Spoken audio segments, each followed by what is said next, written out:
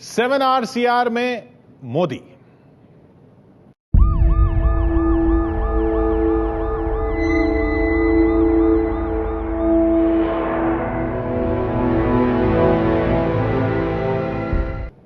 जी हां, 7 RCR आखिर पहुंच गए हैं नरेंद्र मोदी। 7 RCR वो सीरीज भी आपने देखी होगी एबीपी न्यूज में, जिसमें प्रधानमंत्रियों की बात थी और जो प्रधानमंत्री बनने वाले हैं उनमें से कौन 7 RCR पहुंचेगा, यानी प्रधानमंत्री निवास पहुंचेगा, उनकी बात थी। नरेंद्र मोदी प्रधानमंत्री बन गए, वो चुने गए 16 मई को, उन्होंने फिर शपथ ली। लेकिन प्रधानमंत्री निवास जो लक्ष्य था 7 RCR का, वहां वो आज पहुंचे हैं थोड़े से सामान के साथ। इस 12 एकड़ के पूरे प्रधानमंत्री निवास में वो रहेंगे अकेले।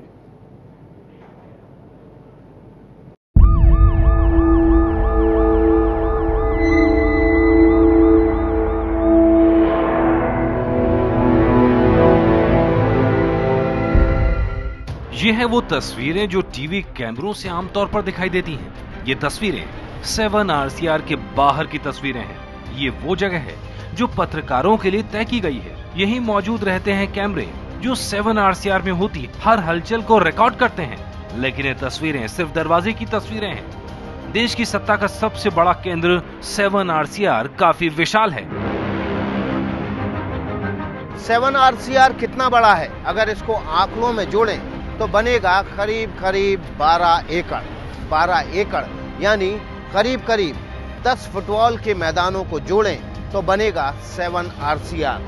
नाम बेशक 7 RCR हो, लेकिन इसके अंदर एक नहीं बल्कि 5 बंगले हैं। मोदी जिस बंगले में शिफ्ट हुए हैं वो है 5 रेस कोर्स रोड। ये वो बंगला है जिसे मनमोहन सिंह गेस्ट हाउस की तरह इस्तेमाल करते थे।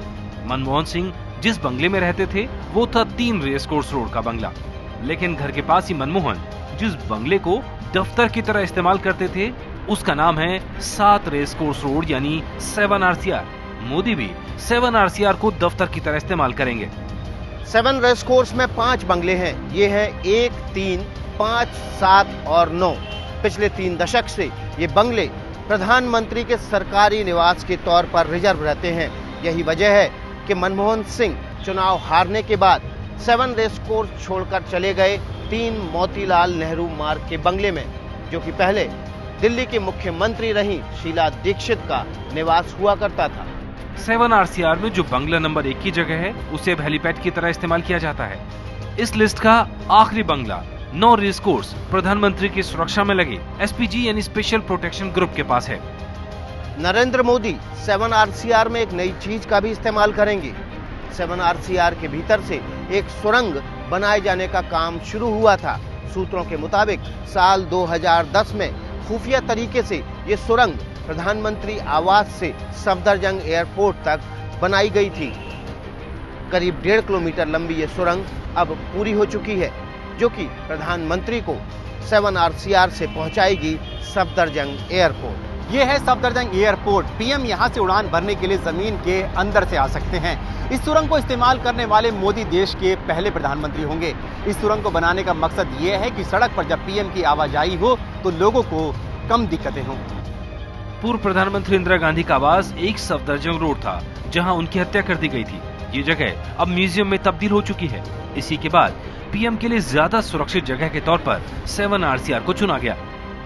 7 RCR की सुरक्षा चाक चौबंद है, लेकिन 7 RCR को जो बात खास बनाती है वो है इसकी हरियाली और बनावट। करीब 3 दशक पहले जब 7 RCR को प्रधानमंत्री आवास के लिए चुना गया था, उस वक्त इन 5 बंगलों को सजाने और संवारने का काम सौंपा गया था इंटीरियर डिजाइनर और पुरानी स्थापत्य कला में फिर से जान फूंकने में माहिर सुनीता कोहली को। सुनीता कोहली ने साल 2005 में बंगला नंबर 5 में फिर से कुछ बदलाव किए थे।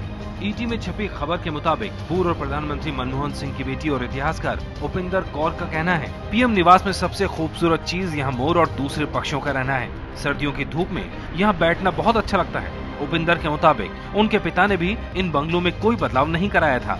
पीएम निवास के इन बंगलों को रॉबर्ट टोर रसेल ने डिजाइन किया था, जो ब्रिटिश आर्किटेक्ट एडविन लुटियंस की टीम का हिस्सा थे।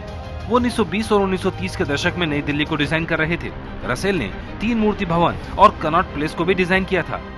मोदी 7 रेसकोर्स रोड पर बने प्रधानमंत्री निवास में आ गए हैं, लेकिन आने से पहले उन्होंने बंगले में किसी तरह के बदलाव के लिए नहीं कहा। बंगले में पेंट किया जा रहा है। पूर्व प्रधानमंत्री मनमोहन सिंह को भी सादगी के लिए जाना जाता है। मोदी की तरह मनमोहन सिंह ने पीएम निवास में आने से पहले किसी तरह के बदलाव की इच्छा नहीं जताई। देश के 15वें प्रधानमंत्री नरेंद्र मोदी पहले ऐसे प्रधानमंत्री हैं जो प्रधानमंत्री निवास में बिना किसी परिवार के सदस्य के साथ पहुंचे हैं। कल तक वो दिल्ली के गुजरात भवन में रह रहे थे। आज से उनकी दिनचर्या 7 RCR में है। नाम नरेंद्र मोदी, पद भारत के प्रधानमंत्री, पता 7 RCR। यह है भारत के 15वें पीएम नरेंद्र मोदी का नया पता। सुबह सुबह ही नरेंद्र मोदी इस पते पर शिफ्ट हुए। देश के प्रधानमंत्री के तौर पर 26 मई को शपथ लेने के बाद चौथे दिन प्रधानमंत्री नरेंद्र मोदी पहुंचे 7 RCR। करीब आधे घंटे तक वो यहां रहे, इस कैंपस में घूमते रहे और उसके बाद रवाना हो गए ऑफिस के लिए। 7 रेसकोर्स रोड में पहला दिन था, लेकिन सुबह तो गुजरात भवन में ही हुई। गुजरात भवन से मोदी 7 RCR पहुंचे। अब मोदी अगले कुछ सालों तक यहीं रहने वाले हैं। मोदी की आदत है सुबह 5 बजे उठते ही चाय का प्याला लेने की। उन्हें इस दौरान किताबें पलटना पसंद है। मोदी के क्लोज सर्किल और कोर टीम में कई ऐसे लोग हैं जो जानते हैं कि मोदी का ईमेल सुबह 5 बजे भी आ जाता है। यानी बिस्तर से उठने के साथ ही एक बार वो अपने ईमेल अकाउंट पर नजर मारते हैं और जरूरी हुआ तो लगे हाथ जवाब भी दे देते हैं। 7 RCR के इस कैंपस में भी नरेंद्र मोदी की दिनचर्या प्रधानमंत्री के तौर पर वैसे ही रहने वाली है जैसी कि 13 साल तक गुजरात के मुख्यमंत्री के तौर पर गांधीनगर के सेक्टर 20 के बंगलो नंबर 26 में रही। मोदी को सुबह 5 बजे उठने की आदत है और उसके बाद 1 घंटे तक योग और प्राणायाम करने की। सुबह उठने पर मोदी करते हैं योग और ध्यान। मोदी भले ही 3 घंटे सोएं, लेकिन सुबह सुबह योग, प्राणायाम और ध्यान में वो कोई समझौता नहीं करते। सुबह योग और प्राणायाम करने के बाद से मोदी के कामकाज का सिलसिला शुरू हो जाता है और इसका उदाहरण दिल्ली में आज देखने को मिला, जब सुबह 7 बजे ही उन्होंने गुजरात के शिक्षा मंत्री भूपेंद्र सिंह चुड़ासमा को फोन करके ये कहा कि गुजरात के पाठ्य पुस्तकों में अगले सत्र से खुद उनकी जीवनी को पढ़ाने की जो योजना गुजरात सरकार ने बनाई है उस फैसले को कैंसिल कर दिया जाए। इससे अंदाजा लग जाता है कि जिस तरीके से गांधीनगर में मोदी सुबह सुबह अपना कामकाज शुरू कर देते थे, वही सिलसिला यहां दिल्ली आने के बाद भी है। आज सुबह आदरणीय प्रधानमंत्री जी का मेरे पर फोन आया और उन्होंने मुझे बताया कि जीवित व्यक्ति की जीवनी के ऊपर किसी टेक्स्ट बुक में ये लेना उचित नहीं है, मुझे भी पसंद नहीं है, इसलिए आप इसको ड्रॉप करें।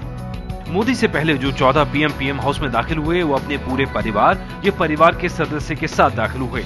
मोदी 7 RCR में परिवार नहीं लाए, लेकिन वो अकेले भी नहीं आए। वो अपने साथ गुजरात से कई चीजें लाए हैं, जैसे बद्री। 7 RCR कैंपस के अंदर नरेंद्र मोदी का जो आधिकारिक आवासीय हिस्सा होगा उसमें जाहिर है मोदी के अलावा उनका कुक कम केयरटेकर बद्री ही रहने वाला है। दरअसल बद्री को नरेंद्र मोदी अपने साथ गांधीनगर से लेकर दिल्ली पहुंचे हैं। बद्री ही न सिर्फ उनका खाना बनाता है बल्कि उनके कपड़े या फिर घर में साज संभाल और सफाई की भी व्यवस्था करता है। यही हाल यहाँ 7 RCR में भी रहने वाला है। नरेंद्र मोदी पूरी तरह शाकाहारी हैं और गुजराती व्यंजनों को पसंद करते हैं। इसकी बात वो गुजरात विधानसभा के विदाई सत्र में भी उठा चुके हैं।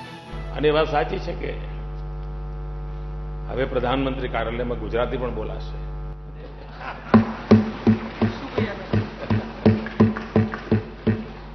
ખમણ ઢોકળા પણ ખવાશે, ખાખરાનું માર્કેટ વધશે। प्रधानमंत्री के तौर पर नरेंद्र मोदी अपना काफी अधिक समय साउथ ब्लॉक के इस प्रधानमंत्री कार्यालय में गुजारते हैं। मसलन पहले दिन जब वो दफ्तर पहुंचे सुबह का वक्त था 8:45 का। यहाँ तक कि कल भी वो सुबह 9 बजे ही पहुंच गए थे और आज भी 9:15 बजे। जहाँ तक दफ्तर छोड़ने का सवाल है, कल की शाम 8:30 बजे मोदी अपने इस कार्यालय से निकले थे। यानी कि अमूमन 10 से 11 घंटे वह प्रधानमंत्री कार्यालय में गुजार कर अपना काम कर रहे हैं, जो कि हाल के 2-3 दशकों में किसी भी प्रधानमंत्री द्वारा अपने कार्यालय में व्यतीत किए जाने वाला सबसे अधिक समय है। नरेंद्र मोदी रोजाना करीब 12 घंटे साउथ ब्लॉक के दफ्तर में बिता रहे हैं। मोदी के 12 घंटे बेहद व्यस्त रहते हैं। 10 साल तक यूपीए सरकार के प्रधानमंत्री रहे मनमोहन सिंह पर सबसे बड़ा आरोप ये लगता था कि वो मीडिया से संवाद काफी कम करते थे और ट्वीट जैसी चीजों का भी इस्तेमाल काफी कम। लेकिन मोदी ट्विटर का बखूबी इस्तेमाल कर रहे हैं। एक दिन में उनके 10 से 15 ट्वीट आते हैं जिसमें कि वो छोटी से लेकर बड़ी तमाम गतिविधियों की जानकारी देते हैं। हालांकि ये बात अलग है कि अभी तक न तो उन्होंने राष्ट्र के नाम कोई संबोधन किया है और न ही मीडिया से कोई सीधे बातचीत की है। मोदी सिर्फ बैठकों में ही बिजी नहीं रहते बल्कि जनता के साथ संवाद स्थापित करने की कोशिश भी करते हैं। उन्होंने राष्ट्र के नाम संदेश तो नहीं दिया, पर पीएम बनने के बाद से अपने आधिकारिक ट्विटर अकाउंट से शाम 6:30 बजे तक 19 ट्वीट कर चुके हैं। आखिर मोदी जब 10 से 11 घंटे तक अपने साउथ ब्लॉक के इस कार्यालय में रह रहे हैं कि वो कर क्या रहे हैं? अगर पिछले 4 दिनों की उनकी रूटीन देखें तो 2 बार कैबिनेट की लंबी बैठकें हो चुकी हैं। यही नहीं, वो राज्य के मुख्यमंत्रियों और कई राज्यपालों से भी अभी तक मिल चुके हैं। यही नहीं, केंद्र सरकार के वरिष्ठ अधिकारियों से भी उनकी लगातार मुलाकात जारी है और उसमें वो सेट कर रहे हैं अपनी सरकार का एजेंडा। नरेंद्र मोदी रात को करीब 1 से 1:30 बजे के आसपास सोते हैं। जब मोदी सीएम थे तो इस दौरान वो सारे जरूरी काम निपटाते थे जो दिन में बच जाते हैं। वहीं सोने से पहले मोदी किताब पढ़ना पसंद करते हैं और अब यही लगता है कि मोदी इसी दिनचर्या का पालन पीएम रहते हुए भी करने वाले हैं।